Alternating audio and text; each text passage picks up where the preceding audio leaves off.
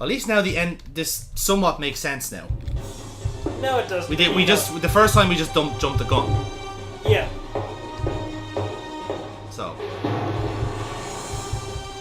Who knew the fireball dispensing tree was weak to fire? Okay, do this real quick.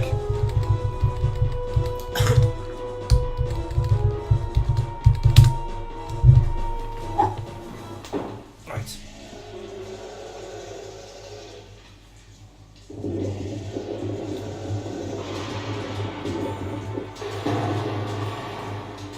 I love that the tree also turns into a volcano straight up. Well, yeah, it's a magical tree. It's a magical tree, Paul. Magical tree! And someone Cthulhu, Paul! Cthulhu! Yay!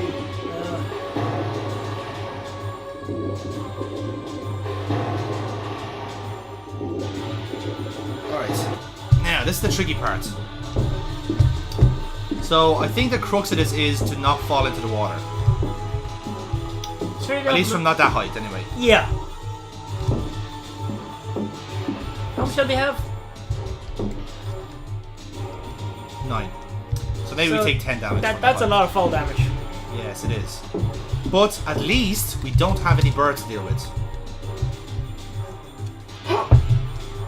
Hooray! Hooray indeed. Look, this is much easier now. You say much easier, it's a bit easier. It's finicky, but it's manageable. It's a bit easier.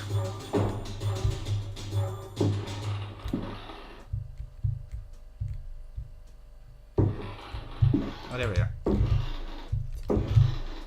Paul, do we escape? Not until we're lodged into a door monster sphincter. that is my ideal escape, in fairness. Yep. Okay. The music has stopped. That guarantees nothing. True.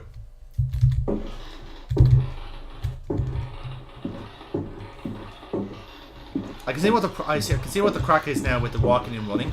Are you walking on wood? I don't know. It looks like fucking we're walking on organ meat. To be honest with you. Yeah. I'm just gonna prove this to myself if I can actually jump on these platforms.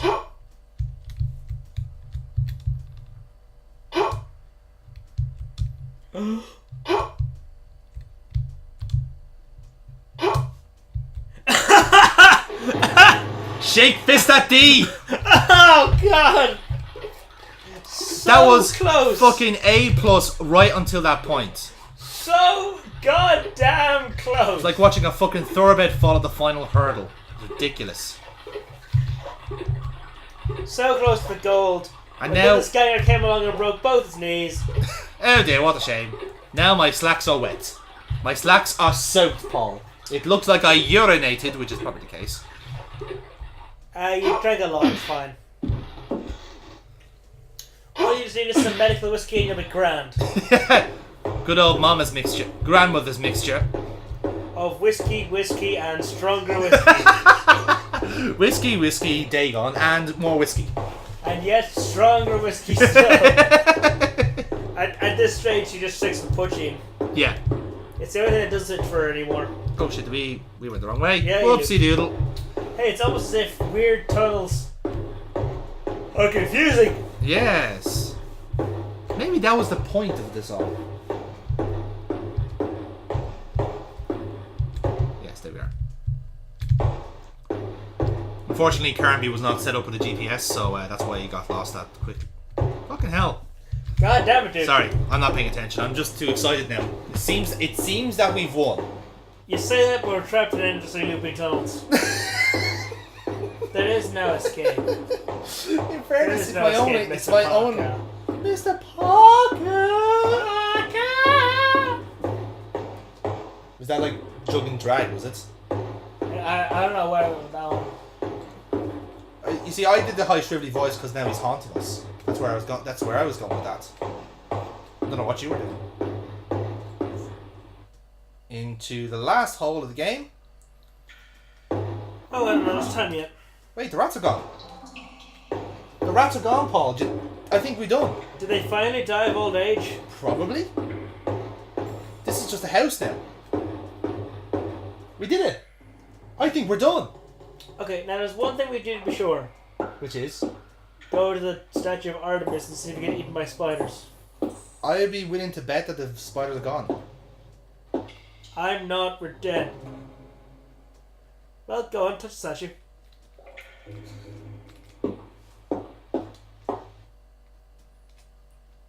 Well then. Are you satisfied? Are you satisfied? Nearly. I'm on the edge there. Get to the door. Get to the door and die. Then.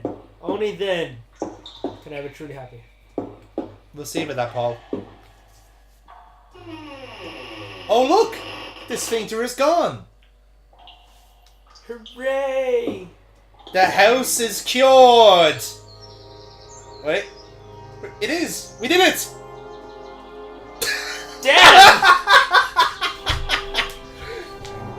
We did it! And after all they stole my car! Those wanks! They all drove off.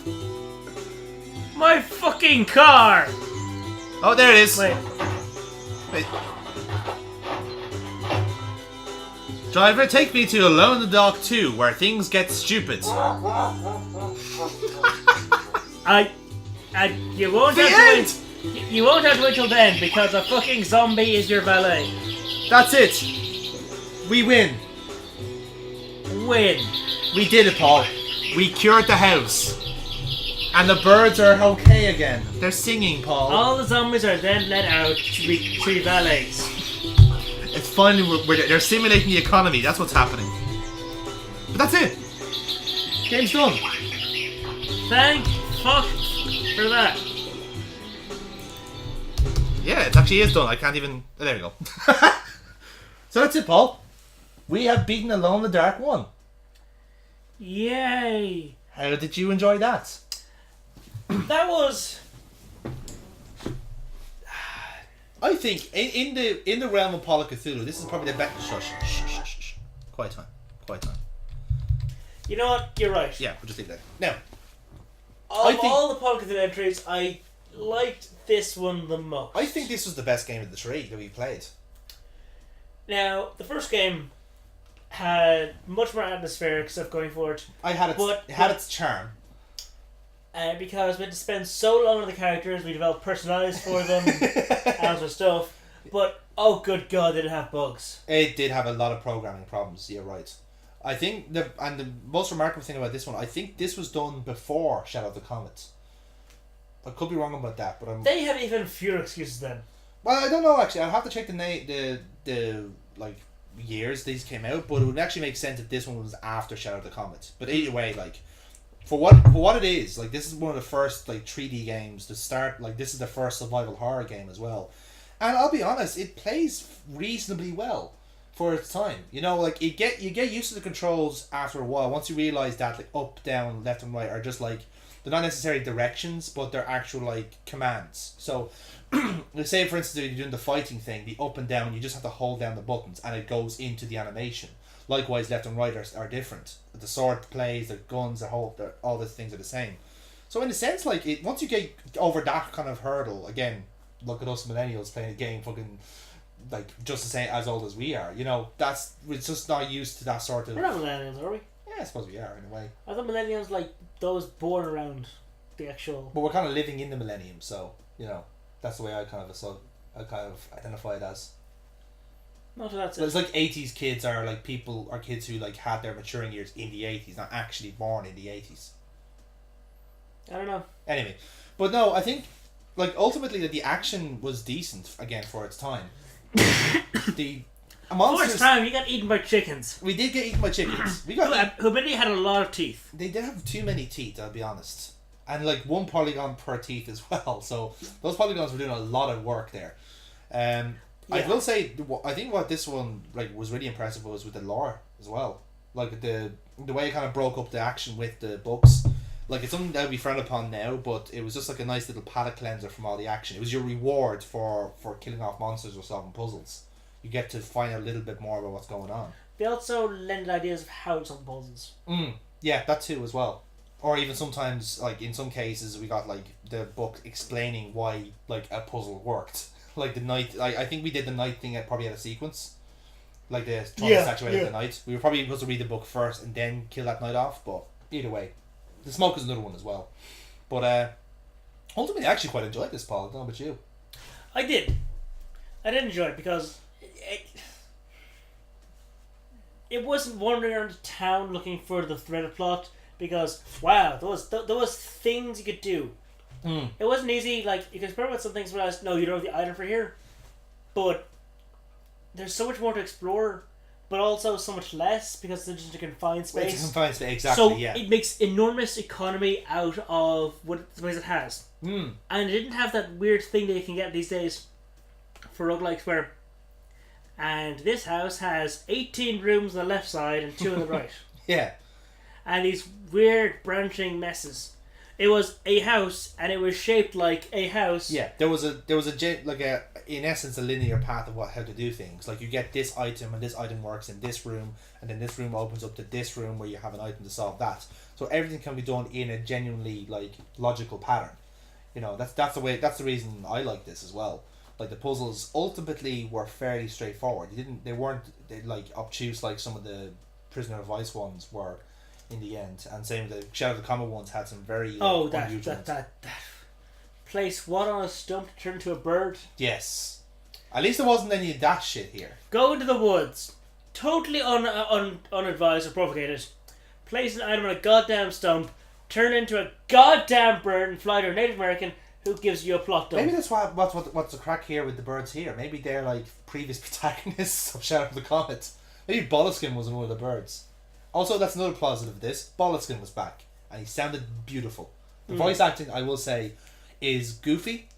It's, again, like graphically overacted, but it works so much for this. Like, yes, it really does. For this game, it needed it. It needed it, exactly. When you had like the last line of dialogue in this, "Come to me," it's like, yeah, that's it. I'm sold. That's it. I'm having fun with this game. It doesn't matter anymore. Yes. This is a game where you go to the kitchen, pick up a large pot of stew made of human flesh and serve it to the zombies in the dining hall. Yeah. But that's how you get this is the game you overact in. Yeah, exactly. Now, I don't know if we'll actually like get to the other Alone in the Dark games because it is slightly outside of the Lovecraftian remit. Now we could play them if you want to, but it's not necessarily Lovecraftian. It kind of dabbles into other little weird leagues. Like the second game, for instance, is all about pirates, and the third one is all about cowboys. Okay, here's the important question: are they fun? I'm seeing some hesitation there. Well, they weren't as well received as the first game. This was like seen as a fucking zeitgeist breaker. This was something that just like changed the playing field in terms of like 3D games. And then I think then what happened was it set up such a reputation that I think the games after that didn't really live up to, because it didn't actually like improve anything else. It just refined, if anything, what the first game did. So there wasn't any, like, they learned their lessons. They didn't have any, to my knowledge anyway, didn't have any like ridiculous platforming. And I think they actually reduced a good bit of the book reading as well. They didn't have as much lore as this game did, which is either a positive or negative depending on how you play. But going back to the issue, is Alone in the Dark 2 fun? It's silly. It is. I think it's the best way to describe it is silly, and the reason I know, I've seen Let's Plays of the two games, and I think both of them are silly in equal measure. But you wouldn't, like I said, it isn't Lovecraftian, which is kind of the reason we played it in the first place. But like standalone games in themselves, they are not. They don't really hold up in terms of the first game in favor of its reputation, but they're decent in their own right. They just didn't really go anywhere. They didn't improve elsewhere. Oh, okay. So we should look into the horrors. So we should find a critically acclaimed proper horror game. Are you trying to steer me to something in particular? Maybe. Can you think of a horror game that a critic would consider a proper horror game? It depends on where you really want to go, Paul. Any particular corner of the of the world you're going for there? Maybe something light or dark, or are you thinking something completely in a different, planet, perhaps? Dark Corners of Saturn, maybe, I think is a good game. I don't know how that. Apparently that works. That actually runs on a computer rather than fucking shitting itself every time it starts up. But anyway, that is maybe a hint of what we're gonna try and play next time, because we were trying to play Dark Corners, and we did this as a makeshift in case in case when it did eventually not cooperate. But we will get to Dark Corners eventually. But is that where you're going? Oh, where were you going, Paul? I don't know some of Yahtzee's hard games. Oh, you want to play You want to play the Chisel Mythos? Because we can play Chisel Mythos as well outside of Call of Cthulhu. I'm sorry, what did you call it? Chisel. CHZO, that's the name of the series. What did you... Okay, no, just explain to me, what did you think it was called? Some of Yahtzee's games? Yeah, that's the whole like title name of the whole series. It's some of Yahtzee's games. In fact, I wouldn't put a past it, to be honest. I didn't think there was an overarching title for them all.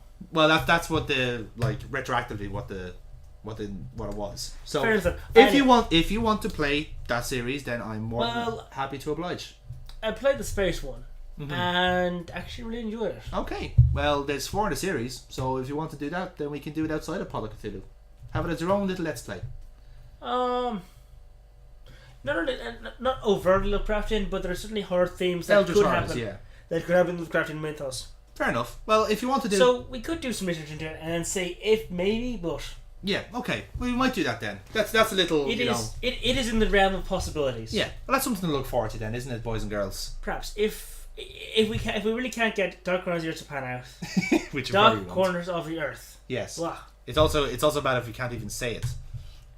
Paul. Yeah, that could be a bad sign. Well, either way, this has been fun, folks. We genuinely have enjoyed playing Alone in the Dark. So I have been Jonathan. That has been Paul. Hi. And we will see you whatever we play next on Paul of Cthulhu. Until then, good night, Mr. Parker. Oh, joyous.